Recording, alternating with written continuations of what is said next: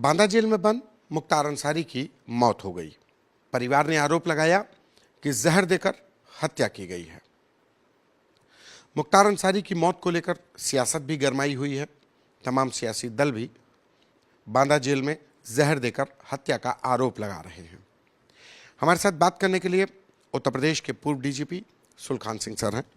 Sir, क्या हो रहा है कि जेल के अंदर जुडिशियल कस्टडी में ये मौत होना किसी भी रूल ऑफ लॉ वाले स्टेट के लिए कितना क्या असर डालता है? ये बहुत ही गंभीर मामला है। ख़ास तौर पे जेल की या पुलिस की कस्टडी में किसी की हत्या हो जाना या मृत्यु होना बहुत ही गंभीर मामला होता है।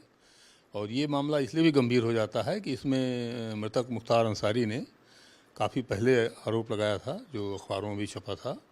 और घटना के कुछ दिन पहले उसने तो स्पष्ट कहा था कि मुझे स्लो पॉइजनिंग दी जा रही है और मुझे मारने का प्रयास किया जा रहा है। इस तरह के उसने आरोप लगाए थे और ऐसा दुर्योग बनता है कि वो उसकी मृत्यु हो जाती है। और जबकि उसको एक दिन पहले या 2 दिन पहले अस्पताल में दाखिल किया गया था और वहाँ से फिर तुरंत वापस जेल में भेज दिया गया। और कुछ दिन पहले वहाँ के जेल के अधिकारियों का भी तबादला किया गया था, शायद सस्पेंड कर दिया गया था। तो ये इस तरह की जो कोइंसिडेंसेज हैं, जो ऐसे संयोग बन रहे हैं, ये इससे मामला संदिग्ध हो जाता है। और परिवार वाले भी संदेह व्यक्त कर रहे हैं, मृतक ने भी संदेह व्यक्त किया था, आरोप लगाया था।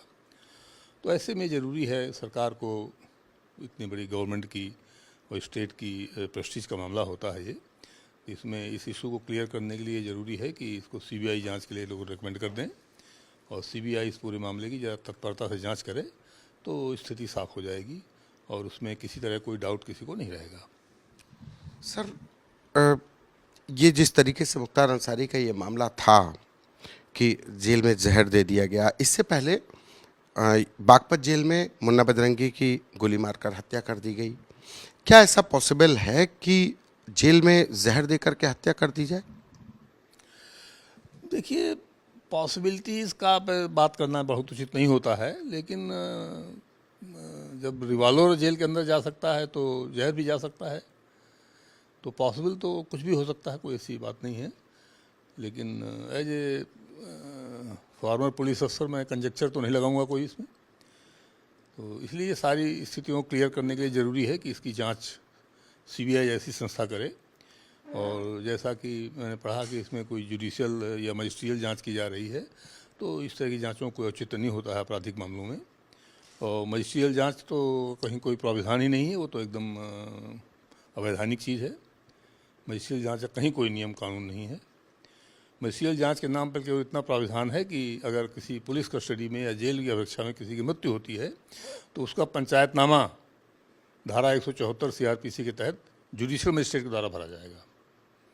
और अगर किसी महिला की 7 साल की शादी के अंदर मृत्यु हो जाती है तो उसका पंचायतनामा एग्जीक्यूटिव मजिस्ट्रेट द्वारा भरा जाएगा। अदरवाइज पंचायतनामे पुलिस द्वारा भरे जाते हैं।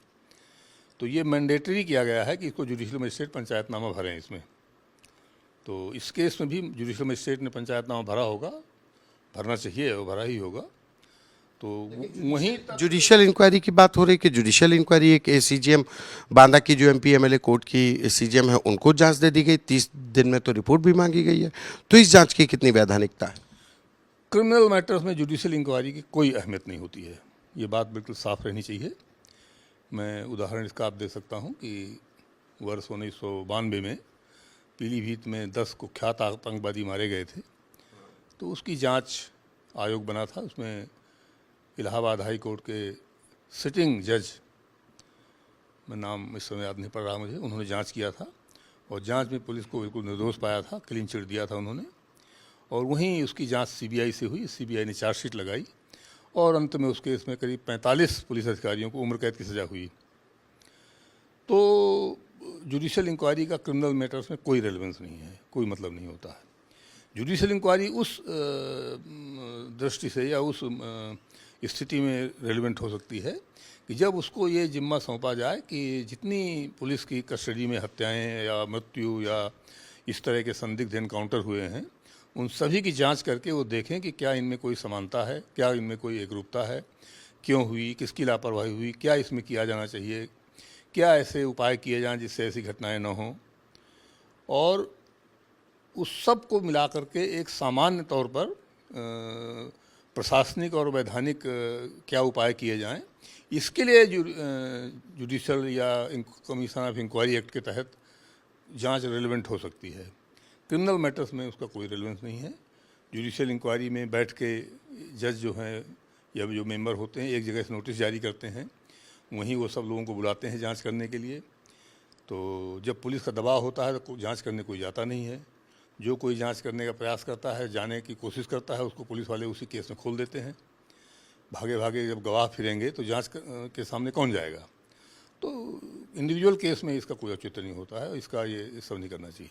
जुडिशियल इंक्वायरी की कोई वैलिडिटी होती है? जुडिशियल इंक्वायरी अगर मान लीजिए एक इंक्वायरी को हम मान लें कि उसमें कोई दोषी भी मान लीजिए कोई सिर्फ, तो उसका कहाँ तक, उससे क्या होगा? उसकी कोई अहमियत नहीं है। गवर्नमेंट अगर उसको स्वीकार करती है तो रिपोर्ट छापी जाएगी और विधायिका के पटल पर रखी जाएगी, फिर वो पब्लिक को उपलब्ध होती है, लोग उसको पढ़ते हैं, उस पर क्वेश्चन करते हैं। लेकिन अगर उसमें कोई क्रिमिनल मैटर बनता है तो फिर पुलिस की तफ्तीश उसमें होगी और पुलिस तफ्तीश करने के बाद ही किसी क्रिमिनल केस में चार्जशीट लगती है और ट्रायल हो सकता है। जुडिशियल इंक्वायरी का सीआरपीसी में कहीं कोई अहमियत नहीं है, कुछ नहीं है, खानापूर्ति नहीं है। इसका बड़ा प्रशासनिक यूज है अगर करना चाहें तो, लेकिन उसको ब्रॉड फ्रेम रेफरेंस दिया जाना चाहिए। ये रेफरेंस दे देना कि ये इनकी हत्या किसने किया कि ये किसी मतलब का नहीं होता है। अगर वो जुडिशियल इंक्वायरी में कोई कह भी दे कि इन्होंने इसकी हत्या की है तो उसका कोई मतलब नहीं है। फिर उसकी तफ्तीश करनी पड़ेगी पुलिस को, और तफ्तीश करके जब चार्जशीट होगी तो उसी पुलिस के मैटर पे ट्रायल होगा, जुडिशियल इंक्वायरी पे नहीं होगा। मैंने बताया आपको, सिटिंग हाई कोर्ट जज की इंक्वायरी के बावजूद सज़ा हो गई लोगों को और जेल में सड़ते रहे, सरकार ने कुछ नहीं किया, तो वो उसका कोई मतलब नहीं है। सर, उत्तर प्रदेश में माफियाओं के खिलाफ कार्रवाई की बात हो रही है कि कार्रवाई की जा रही है। 2018 में बागपत जेल में मुन्ना बजरंगी की हत्या हो जाती है। चित्रकूट जेल में मिराज, मुकीम काला, अंशु दीक्षित मार दिए जाते हैं, गैंगवॉर में ही उनकी हत्या हो जाती है। उसके बाद जुडिशियल कस्टडी में अतीक अहमद और अशरफ की हत्या होती है। इसके साथ ही खान मुबारक की मौत हो जाती है हरदोई जेल में संदिग्ध परिस्थितियों में, उसको गर्मियों में निमोनिया हो जाता है। और अब मुख्तार अंसारी के ऊपर आरोप लगता है कि मुख्तार अंसारी को जहर दे करके हत्या कर दी गई। तो ये कैसे देखते हैं इन पूरी सारी घटनाओं को? अगर एक देखें तो ये कोई सिंडिकेट क्या है ये? अब इसके चूंकि मेरे पास कोई इसके रेलेवेंट फैक्ट्स नहीं है तो मैं कुछ तो नहीं कह पाऊँगा, लेकिन ये बहुत ही अफसोसजनक स्थिति है। यहीं लखनऊ जिला जेल में भी एक संजीव उर्फ जीवा की हत्या हुई थी। तो ये इस तरह की कई घटनाएं हो चुकी हैं जैसा आपने बताया है, तो ये बड़ी चिंता का विषय है। इसमें सरकार को चिंतित होना चाहिए और इन सभी मामलों को लेके अगर सरकार उचित समझती है तो इसमें जुडिशियल कमीशन बैठाया जा सकता है और वो इसको देखे कि ऐसा कैसे हो रहा है, क्यों ये चीज़ें सब एक के बाद एक हो रही हैं, एक ही ग्रुप से संबंधित ज़्यादातर लोग क्यों मारे जा रहे हैं, और बहुत सारी चीज़ें इसमें हो सकती हैं और क्या उपाय किए जाने चाहिए ताकि ऐसी घटनाएं दोबारा ना हो। इस तरह की चीज़ों में जुडिशियल कमीशन का एक अच्छा रेलेवेंस होता है। तो सभी मामलों को एक करके कुछ किया जाएगा तो उसका कुछ लाभ निकल सकता है।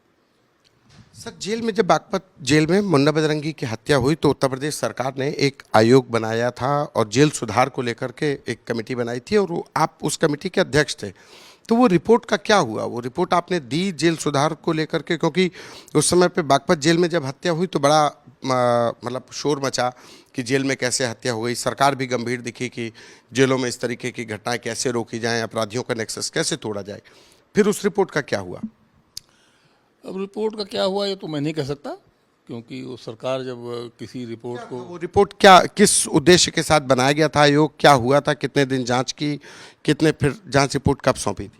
उस जांच कमेटी का मुख्य जो रेफरेंस था वो था जेलों में ऐसी सुरक्षा व्यवस्था हो जिससे कि इस तरह की घटनाएं ना हो। तो 2 महीने का टाइम दिया गया था, 2 महीने में हम लोगों ने रिपोर्ट दे दिया था। अब उसमें क्या कार्रवाई हुई तब से मैं तो क्योंकि पहले भी रिटायर हो चुका था तो मुझे जानकारी नहीं कि उसमें क्या कार्रवाई हुई। उसमें एक आखिरी सवाल है, इस तरीके की घटनाएं किसी भी राज्य के लिए, सरकार के लिए, लोगों के बीच में किस तरीके से देखी जाती हैं? ये अराजकता का द्योतक हैं। ये अच्छे कानून व्यवस्था का परिचायक नहीं है और इसमें सभी को चिंतित होना चाहिए और ये प्रयास करना चाहिए कि भविष्य में इस तरह की घटनाएं न हों। इसका अच्छा संदेश नहीं जाता है। कुछ लोग उल्टा सीधा जरूर बोलते हैं कि अपराधी मारे जा रहे हैं, लेकिन अपराधी अगर एक तरह के अपराधी मारे जाते हैं तो उसका कोई मतलब नहीं रह जाता है। फिर कानून का क्या मतलब, जज जुडिशरी का क्या मतलब रह गया? ये कुछ बात नहीं। ये कुछ लोग उद्दंडता की बातें करते हैं जो लोग जो हैं सोशल मीडिया में, ये उचित नहीं है।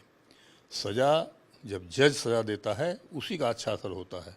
अपराध नियंत्रण तभी होता है जब उसको सज़ा मिले, न कि उसकी हत्या की जाए या कोई और की जाए, उसका कभी कोई लाभ नहीं होता है। मुख्तार अंसारी के परिवार ने आरोप लगाया कि ये जो हत्या हुई है, वो कह रहे हैं कि हत्या हुई है और वो ये सब पूरा ताना बाना बुना गया ब्रजेश सिंह को बचाने के लिए। क्या ऐसा है कि मतलब ये जो घटनाएं हो रही हैं किसी एक वर्ग विशेष को टारगेट करके की जा रही हैं और फिर किसी एक पक्ष को बचाने के लिए उनको इस तरीके से लगता है? आप पुलिस में रहे हैं, क्या ऐसा होता है? मेरे लिए इस तरह कंजक्चर लगाना ठीक नहीं है। मैं कोई पॉलिटिकल आदमी में ज़रूर हो गया हूँ, लेकिन मैं बेसिकली तो मैं एक प्रैक्टिसिंग पुलिस अफसर था लंबे समय तक, तो मैं बिना ठोस जानकारी के कोई इस तरह की बात नहीं कर सकता। लेकिन ये जानकारी सरकार के पास होगी और नहीं हो तो उनको इकट्ठा करना चाहिए और उसको देखना चाहिए। माफिया सब एक होनी चाहिए, उसमें कोई शक थोड़ी है। सब एक होनी चाहिए, तभी तो रूल ऑफ लॉ होगा, तभी तो शांति व्यवस्था दिखाई पड़ेगी और तभी बिजनेस आएगा यहाँ पर। आप देख लीजिए यहाँ पे बिजनेस क्यों नहीं आ रहा है। सुश्री मायावती के ज़माने से यहाँ इन्वेस्टर्स कॉन्फ्रेंस हो रही हैं, अभी तक कोई इन्वेस्टमेंट नहीं आ रहा है यहाँ पे। इसीलिए नहीं आ रहा है यहाँ पर क्योंकि सरकार तो कह रही है कि हम इन्वेस्टमेंट कितना लेकर के आएंगे। अभी तक यहाँ कुछ नहीं आया है और मुझे शक है कि अभी कुछ आएगा यहाँ पर, क्योंकि यहाँ ऑर्डर नहीं है। मैं बता रहा हूँ आपको, यहाँ व्यवस्था नहीं है। तो ये सब दुर्व्यवस्था का ही द्योतक है जो हो रहा है। तो ये बहुत ज़रूरी है कि अगर प्रगति करनी है, अगर इन्वेस्टमेंट होना है, इंडस्ट्रीज लगनी है, तो यहाँ पे सर्टेनिटी हो, निश्चित टाइप का नियम कानून हो, लेबर पीस हो, पब्लिक ऑर्डर हो, सड़कों पर अनुशासन हो। जो लोग बाहर से आकर के यहाँ बिजनेस करेंगे उनको उनका सम्मान बना रहे, उनकी जान माल की हिफाजत हो, वो ठीक से रहें यहाँ, तब जाके बिजनेस बनता है। लंबे समय तक ऐसा वातावरण बनाया जाता है। इतिहास हमारा बताता है कि जब जब यहाँ शांति व्यवस्था कायम हुई है तब तब यहाँ व्यापार और उद्योग पनपे हैं, और जब जब यहाँ अराजकता और ये हुआ है तब तक यहाँ लोगों की आर्थिक स्थिति खराब हो गई है। तो ये सरकारी आंकड़े तो दावा कर रहे हैं कि यहाँ पे बहुत इंडस्ट्रीज लग गई, रोजगार हो गए और सब रूल ऑफ लॉ है, सब कुछ मतलब। अब आंकड़ों के बारे में तो आप जानिए, मैं तो अपने बुंदेलखंड के बारे में बता रहा हूँ कि मजदूरी तक करने के लिए लोगों को, बेलदारी करने के लिए, राजमिस्त्री काम करने के लिए 5 लाख से ज़्यादा मजदूर दिल्ली, एनसीआर, हरियाणा और इस इलाके में गए, पलायन किए हुए हैं बुंदेलखंड से। बुंदेलखंड में रोज़गार की बात तो आप छोड़ दीजिए, मजदूरी नहीं है वहाँ पर। तो ऐसी बात नहीं है। मुझे इस बात से कष्ट होता है जब इस तरह की बातें कही जाती हैं और हमारा क्षेत्र जो है अभाव में और बेरोज़गारी में पनप रहा है। जो है 12-14 हज़ार रुपये की गार्ड की नौकरी, चौकीदारी करने के लिए लोग जो हैं सूरत और अहमदाबाद जा रहे हैं। मुझसे लोग कहते हैं कि साहब हमको बंदूक का लाइसेंस दिलवा दीजिए तो हमको 15,000 रुपये की गार्ड की नौकरी मिल जाएगी सूरत में, अहमदाबाद में, बम्बई में। तो मुझे बड़ा रोष होता है इस बात से कि बुंदेलखंड को इस स्थिति में ला दिया है इन लोगों ने, और उसके बाद विरोध करते हैं ये लोग जो हैं अलग राज्य बनाए जाने का। ऐसा नहीं है। यहाँ शांति व्यवस्था की स्थिति ठीक नहीं है, कोई सर्टेनिटी नहीं है आदमी की इज्जत की, आबरू की, और इसलिए यहाँ पे कोई इन्वेस्टमेंट नहीं आ रहा है। धन्यवाद। ये हैं उत्तर प्रदेश के पूर्व डीजीपी सुलखान सिंह, जो हमेशा से अपनी बेबाकी से बात रखने के लिए जाने जाते थे और आज भी उन्होंने अपनी बेबाकी से बात रखी कि उत्तर प्रदेश में रूल ऑफ लॉ नहीं है और इसी की वजह से उत्तर प्रदेश में इन्वेस्टमेंट नहीं आ रहा है और जिसका सबसे ज़्यादा शिकार बुंदेलखंड हो रहा है। कैमरा पर्सन संजय के साथ संतोष कुमार, आज तक।